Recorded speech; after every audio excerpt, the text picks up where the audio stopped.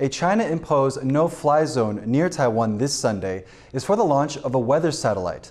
That's according to Taiwanese security officials. The no-fly zone, which is roughly 85 nautical miles north of Taiwan, was originally scheduled to last 3 days. But Taiwan says it convinced China to shorten it to just half an hour.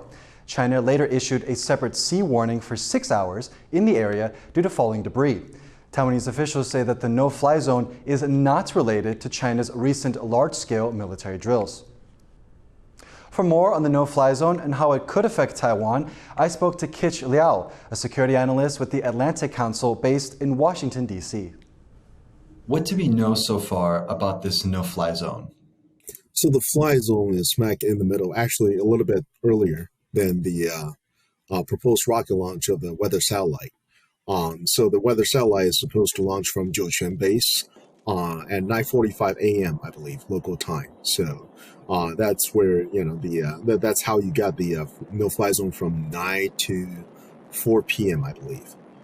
That's to basically to give sufficient buffer time in case some of the launch stages and debris actually fell into the area. The fact that they actually marked this area, I think our worry is they didn't actually mark it large enough, because that's the thing, this is the expected reentry for the for some of the debris and stages that's going to be falling. What if there's an accident? What are the potential danger zones if this launch did not go as planned? Because that's what happened last time with the Philippines issuing warning, and also earlier in Africa. How significant is the fact that Taiwan says it managed to push China back to shortening the duration of the no-fly zone to 27 minutes?